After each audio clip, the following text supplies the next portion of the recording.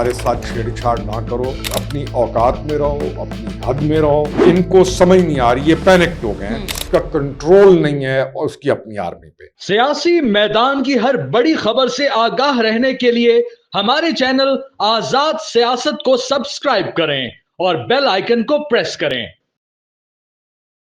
अस्सलाम वालेकुम, आप देख रहे हैं आज़ाद सियासत। मैं हूं अरीज फातिमा। पाकिस्तान का जदीद मिसाइल का एक कामयाब तरीन तजर्बा और साथ ही भारत के अंदर कुछ ऐसी कैंपेन्स का आगाज़ हो गया है जिसके बाद भारत के अपने लोगों ने बहुत सारी आवाज़ें उठाना शुरू कर दी हैं। इसके अलावा भी कुछ ऐसी चीज़ें हुई हैं जिससे इंटरनेशनली ये कहा जा रहा है कि भारत का जो नैरेटिव है वो बाय नहीं कर रही है इंटरनेशनल कम्युनिटी। इसकी क्या वजूहात हैं?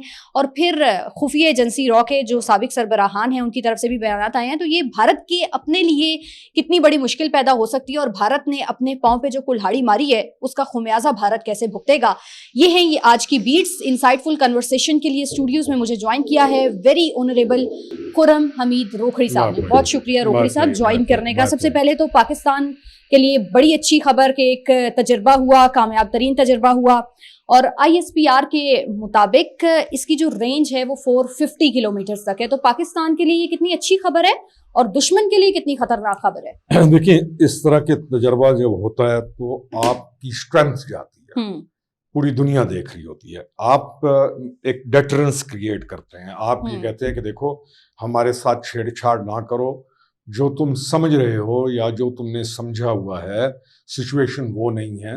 और आप देखेंगे ना, भारत का जो प्रोपेगेंडा है वो उन्होंने पाकिस्तान को बिलिटल करने के लिए, पाकिस्तान को रिडिक्यूल करने के लिए, एक प्राइम मिनिस्टर लेवल का आदमी, उनका प्राइम मिनिस्टर बंदा मुहज़्ज़ब तरीके से बोलता है, हम इनको भूख से अभी मारेंगे, हम इनका पानी बंद कर देंगे, बूंद बूंद को तरस जाएगा, हम इनको ये कर दें।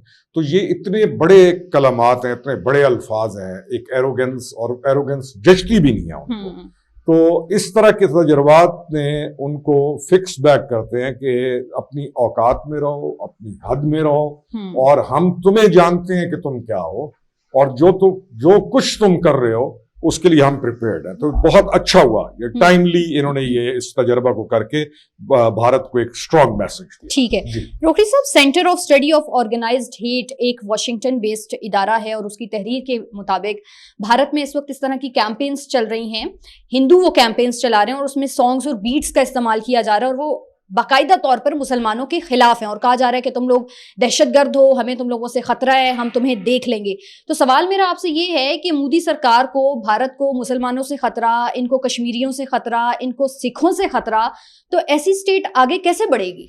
देखिए, उन्होंने जो नैरेटिव बिल्ड किया ना, उसमें किसी अकलियत के लिए भारत में रहने की कोई गुंजाइश नहीं।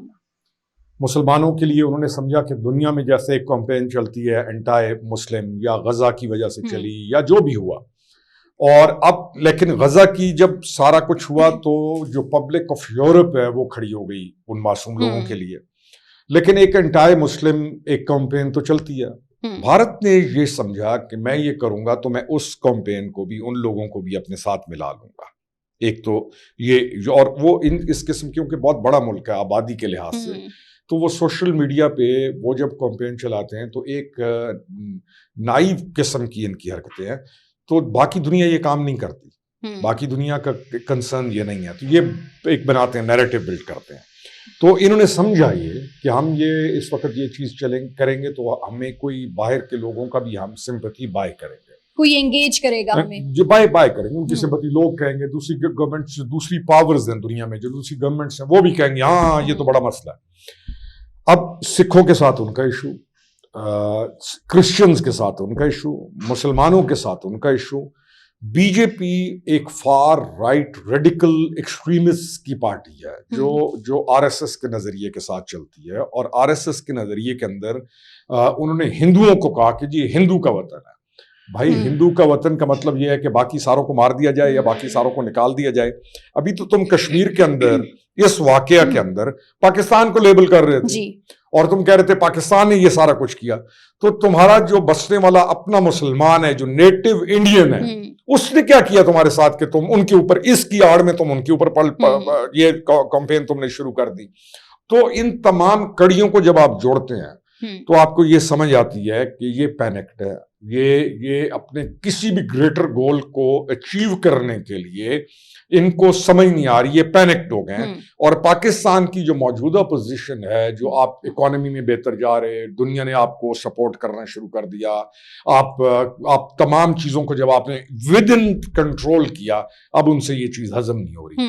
تو یہ ریڈیکلزم یا جو ریڈیکل اپروچ ہے اس کی, میرے خیال میں دنیا کو بھی سمجھ آ گئی ہے کہ یہ خطرہ ہے. کینیڈین پرائم منسٹر کو دیکھیے, ٹرمپ کا بیان دیکھیے, جو جے ڈی وینس کا بیان دیکھیے, کہ اس کی بیوی ایک اصل انڈین ہندو ہے, تو اس کا بیان بھی دیکھ لیجئے. لیکن ان کو کہیں سے بھی کوئی سپورٹ نہیں مل رہی. ٹھیک ہے روکھڑی صاحب, خفیہ را ایجنسی کے جو سابق سربراہ ہیں وہ یہ کہہ رہے ہیں کہ یہ سارا کچھ ہمارا اپنا کیا دھرا ہے جو ہمارے سامنے آ رہا ہے, اور پھر جو اپر ملٹری کی ہائرارکی کے اندر بھی چینجز کیے گئے انڈیا کے اندر. آپ کو کیا لگتا ہے کہ یہ جو ری شفلنگ ہوئی یہ رائٹ ٹائم تھا, اور یہ کیا کسی بھگدڑ کی سچویشن میں ہوا ہے, سمجھ نہیں آ رہا تھا کرنا کیا ہے اور یہ کر دیا؟ میرا خیال یہ ہے کہ پہلے ہم آتے ہیں جو ان کی انٹیلیجنس ایجنسی کے سربراہ ہیں, ان کو معلوم ہے کہ کانسٹیٹیوشن آف انڈیا کیا کہتا ہے. ہم بالکل اب بیٹھ جاتے ہیں نیوٹرل ہو کے کہتے ہیں کہ اس نے کیا سوچا. ان کو معلوم ہے کہ کانسٹیٹیوشن آف انڈیا کیا کہتا ہے. کانسٹیٹیوشن آف انڈیا سیکولر ملک کی ایک پروپیگیشن کرتا ہے, جہاں پہ ہر کسی کے رائٹ ہے. وہ ہندو کو, سکھ کو, مسلمان کو, بدھ کو, اس میں وہ ڈفرینشیٹ نہیں کرتا. بات چاہے ان کی میجورٹی ہے, لیکن جو مائنورٹیز ہیں یہ کوئی کم تعداد میں نہیں ہے. تو جب اس کی, اور دوسرا ان کی ایجنسی جو ہے اس کے سربراہ کو یہ معلوم ہے کہ B J P R S S کا نظریہ ود ان انڈیا ان کو کیا نقصان پہنچا رہا ہے, ریجن میں ان کی کیا ایکٹیویٹیز ہیں, افغانستان میں وہ کیا کر رہے ہیں. تو اگر اس کا یہ کہنا ہے نا کہ ہم اسی کو کاٹ رہے ہیں جو ہم نے بویا ہے, تو اس کے پیچھے بہت ساری کہانیاں ہیں جو سمجھ آ جانی چاہیے تمام کو. دوسرا, ملٹری کمانڈز کو ایٹ دا ٹاپ لیول جب اس طریقے سے تبدیل کیا جاتا ہے ایک انسیڈنٹ کے بعد, جب انسیڈنٹ ہوتا ہے تو آپ نے ان کو تھوڑے 4 دن بعد 8 دن بعد بڑی کمانڈز کو اٹھا کے پھینکنا شروع کر دیا. تو اس کا مطلب کیا ہے کہ گورنمنٹ, جو سینٹرل گورنمنٹ ہے, اس کے اور ملٹری کے مابین فرکشن آ گئی. وہ گورنمنٹ سپر امپوز کر رہی ہے ملٹری کو اور سبجوگیٹ کر رہی ہے. سمجھ آتی ہے کہ ملٹری کمانڈرز جو بیٹھا ہوتا ہے گراؤنڈ کے اوپر, اس کو زیادہ علم ہوتا ہے کہ اصل چیز ہوئی کیا وجوہات ہیں, کیا ہمیں انگیج کرنا ہے نہیں کرنا. تو یہ ایک ایسی کمزوری ظاہر کی اس نے.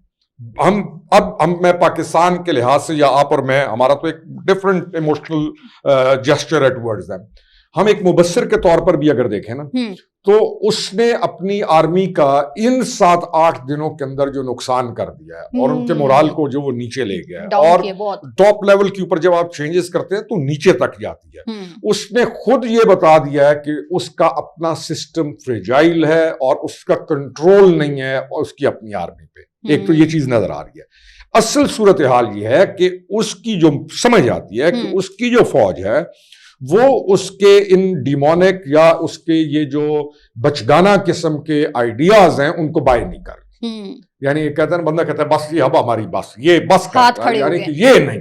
دے نو اٹ کہ ایک کانفلکٹ کی صورت میں, جنگ کی صورت میں ان کی ملٹری کی کیا پوزیشن ہے, کشمیر میں ان کی کیا پوزیشن ہے, پنجاب میں ان کی کیا پوزیشن ہے, کیا وہ افورڈ کر سکتے ہیں. پاکستان کے خلاف جو انہوں نے سارا کچھ کیا وایا افغانستان, اس میں ان کو کتنی ہزیمت کا سامنا کرنا پڑا. تو یہ اس نے تو بھارت کا اس واقعے کے بعد, اس ڈرامہ کرنے کے بعد, اپنے معصوم لوگوں کو قتل کے بعد, اس نے تو بھارت کی کہتے ہیں نا ہلا کے رکھ دیا اپنے پورے ملک کو. جو فوجوں کے ساتھ اس طرح کا رویہ ہوتا ہے وہ آپ کی افواج کا مورال ہی ڈاؤن کر دیتا ہے. تو یہ ٹوٹ پھوٹ تو مودی نے اپنی فوج میں بھی ڈال دی, قوم میں بھی ڈال دی, لوگوں میں بھی ڈال دی. فوج کو بھی انسیکیور کر دیا, سکھوں کو بھی انسیکیور کر دیا, کشمیریوں کو بھی انسیکیور کر دیا, مسلمانوں کو بھی انسیکیور کر دیا. تو I think blunder per blunder اب وہ کرتا جائے. بھارت کے اپنے پلے تو کچھ بھی نہ پڑا نا پھر. اچھا 2019 میں جو پلوامہ ہوا تھا سر, اس میں پاکستان کو جو انٹرنیشنلی رسپانس ملے تھے وہ کوئی اتنی اچھی پوسچرنگ نہیں تھی. 2025 میں جو پہلگام کا فالس فلیگ آپریشن ہے اور جو انڈیا نے الزامات پاکستان کے اوپر لگائے ہیں, انٹرنیشنلی یہ امیج کریٹ ہو گیا ہے کہ پاکستان ایک رسپانسبل کنٹری ہے, اور اگر آپ نے کسی بھی قسم کی انویسٹیگیشن کروانی ہے تو پاکستان تیار ہے. یہ رسپانس اتنا ڈفرنٹ کیوں ہے؟ آپ کا گھر جب ٹھیک ہو, ہاؤس ان آرڈر ہو, اور آپ خود بہتر ہو جائیں تو دنیا آپ کی اسی طریقے سے قدر کرتی ہے.